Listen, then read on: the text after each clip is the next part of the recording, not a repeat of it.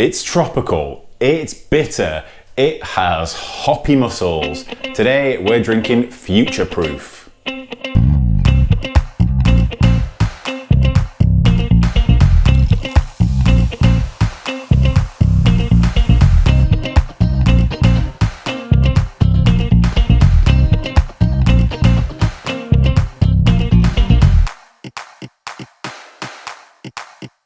Hi guys, it's Jim here from drtangenstein.com with another episode of Beers of the British Isles. This is a series where I scour the aisles of supermarkets to find you the best beer that they have to drink.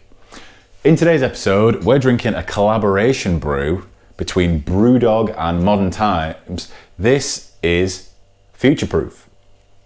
Now, I'm going to warn you in advance, it's going to get a little bit geeky. It's going to get a lot worse before it gets better. There are three reasons why I chose this beer today. One, the can's orange, it's very attractive. Two, the name, Future Proof. We could all do with a bit of that nowadays. April 2020, we could do with a bit of future proofing. Three, it's a West Coast IPA. It's proudly a West Coast IPA. It says very clear letters on the front of the can that it's a West Coast IPA. Now, I feel, and maybe other people disagree, I feel like West Coast IPA is a style that didn't ever really get a lot of love in the UK. East Coast IPA, New England IPA, kind of came along, swept the map. Everybody knew what that was. It's hazy, juicy, sweet, hoppy, great stuff. We'll have an East Coast IPA, please. And I think everyone just kind of assumed that there wasn't a West Coast IPA. A West Coast IPA is essentially the opposite of that. It doesn't have a lot of malt character. It has a lot of bitterness and it has a lot of hop aroma. I think that when people ask for an IPA, generally they're looking for a West Coast IPA. Now, that being said, we get into this beer today. I mentioned then that West Coast IPAs are usually very bitter. That's kind of a hallmark of a West Coast IPA. The bitterness unit, the IBU, rating of this beer is 40. Now, it's a 6.2% alcohol beer, 40 IBUs. That puts the ratio of bitterness to alcohol at around 0.75. If you're not a brewer, don't worry about that, except to know that it's kind of in the range. Now that's fine, except I once had a Brewdog beer that was 4% alcohol that had 40 IBUs. So they've kind of toned this down for some reason, from their catalogue, as it were. Maybe the one I had was a one-off, maybe this is a one-off, who knows. But like I said, it's very interesting to note that the bitterness is, I would say, kind of relatively low for these guys. Brewdog being Brewdog, very transparent about what goes into their beer and how you can make it at home even. They released the starting gravity of this beer, which is a measure of how much sugar's in there, which is 1056, which is quite a lot of sugar. You need quite a lot of sugar to make quite a lot of alcohol, 6%, great. But if you do the maths on that, a 6% beer with a 1056 starting gravity, you're talking a finishing gravity of about 1.002, which, if you're not a brewer, again, I apologize, but that's a very, very dry beer. There's not a lot of sweetness left in that at all. So maybe those 40 IBUs are going to go a long way. Now, in my opinion, to counter this, the guys over at Brewdog and Modern Times, in this Future Proof beer, they've added Munich malt as the base malt of choice, I guess. Munich malt's a very flavorful malt, so I really don't know what I'm going to make of the malt bill, or the malt character here. Is it going to be flavorless, or is it going to be flavorful? Is it going to be sweet and crisp? I don't know. What I do know is the hops that they've put in there are real, just good, solid, flavorful hops. And would you expect anything less from Brewdog? They've got Citra, Artium, and Simcoe hops, which you can't argue with those. Simcoe, Artenum, just good old favorites, good old workhorse hops. And Citra, I mean, everybody loves Citra. I've talked this thing to death. Very interested to see what comes out the can here. Let's find out.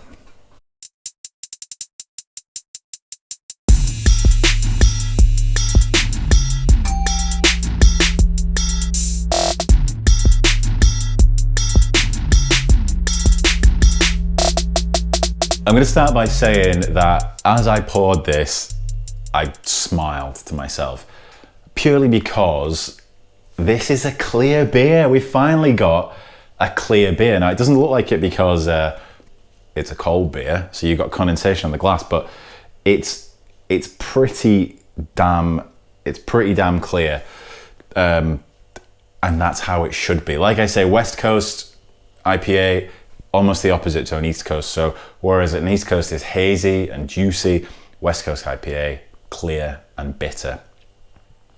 So as I poured it out the can, I gave a little smile to myself. What was weird is that as I cracked the can, it didn't give off a huge sound as if it's not going to be highly carbonated. Now that doesn't seem to be the case, but I guess we'll find out. Now, let's give it a little sniff. Okay, yeah, okay. So the nose to me is kind of a mango nose. Would you say? You're not drinking it unless you're drinking along with it. Yeah. So it seems kind of like those. What would I say? Not necessarily tropical fruits, but like soft fruits. You know, like the mango, the lychee. You know, that kind of. That kind of soft hop flavor. It's gonna be interesting. Not normally these are kind of harshly, but let's dive in.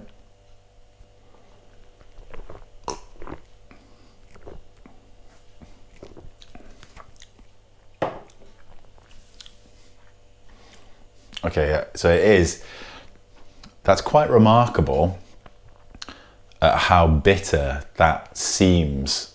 Obviously, we know it's 40 IBUs, but that's really very well done actually, because it is bitter. You know, the bitterness just hits all the areas that it should there, straight up front. That's what you get in your mouth. But at only 40 IBU, I'm quite impressed with that, because, like I say, I've typically had beers much higher IBUs than this that have appeared equally as bitter.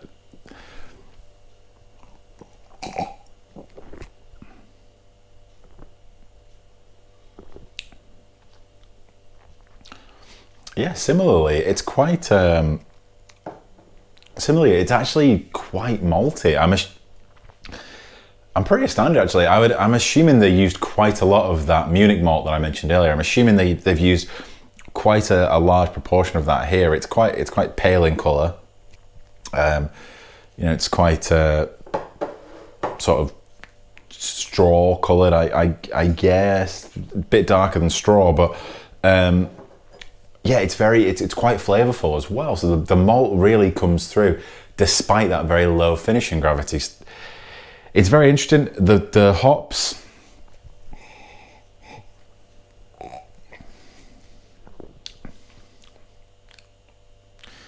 like I say, so as I say, it's bitter, and with the bitterness, I always feel like bitterness emphasizes certain characters.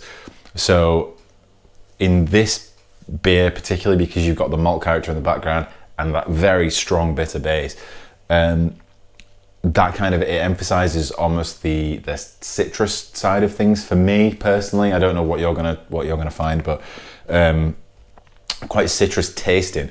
But most of the hop character in this is in the aroma, which I really don't mind. I think that's a good thing in an IPA like this. You know, so kind of a subtropical, not subtropical, a soft tropical aroma. Mango basically. Mainly mango aroma.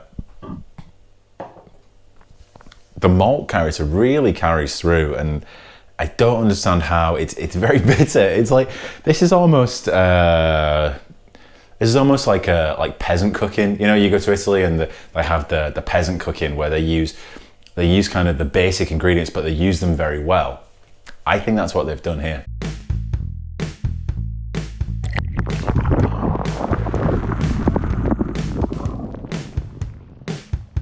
The breweries behind this beer, like I said, there's two of them, Brewdog and Modern Times Brewing. Brewdog need no introduction, do they? Started in Aberdeenshire in 2007. They were one of the first craft beer companies in the UK. You know, they're always doing crazy stuff, crazy initiatives.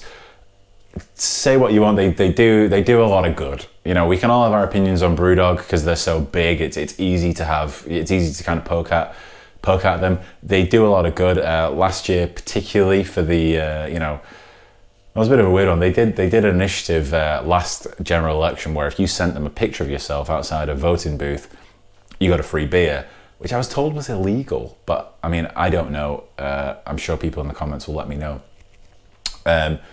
But yeah, they do a lot of good, and they've undoubtedly done a lot of good for the UK craft beer industry. You know, like I say, they were one of the first guys on the scene, really, in that respect. So Brewdog have been going for a while now. Really good work. Modern Times is not a brewery I've ever come across before. They're based in San Diego. They've been going since 2013. They're a joint brewery coffee roaster, which I guess it kind of makes sense, but for someone to be like, you know, for it to be a brewery on the world stage, to also have a coffee roasting business that you give an equal amount of attention to, just seems strange, but I like it. I love that. I love coffee. If you're doing it well, keep doing it, man. The name, did a bit of research for this, and they're actually named after a place in New Jersey that basically became a sex haven. There's this place in New Jersey. It was kind of a commune. It was started up by people who wanted a better world. I've just watched Wild Wild Country on Netflix. Definitely worth checking out. So that's what I've got in my head. I'm not sure if it was the same thing, but basically what happened there was, rather than the locals pushing this commune out, the locals found out they were giving away a load of free love over there and thought, well, we'll just get involved in that. Modern Times is named after more the ideology than the free love, I think. You know, improving the world, taking a step back, barter system, all that kind of things. They seem like a really nice brewery, and you know, they make quite nice beer from what I've seen.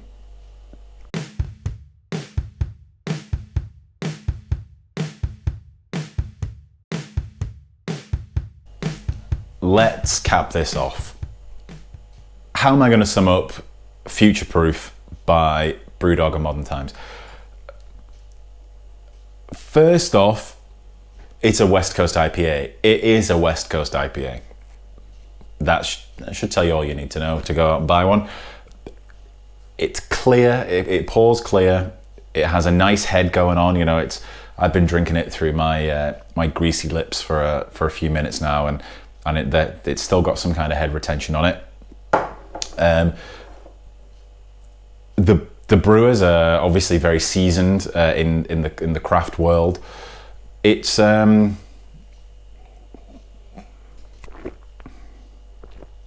I will say, rather than going over everything that I've already said, what I will say is I don't know how they've done it.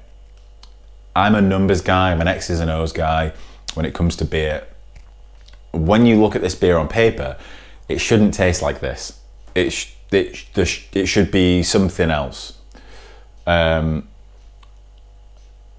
It's good.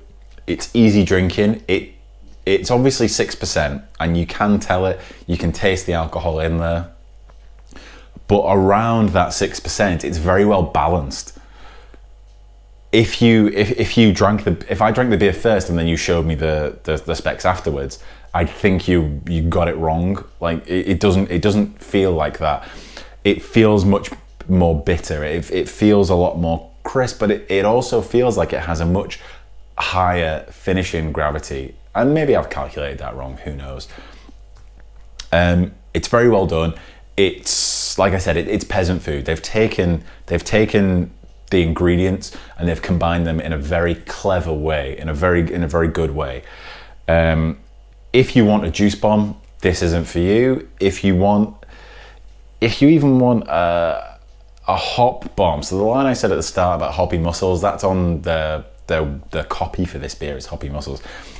I don't think that you should go singing about the hop character in this beer. This beer is more of an all-rounder.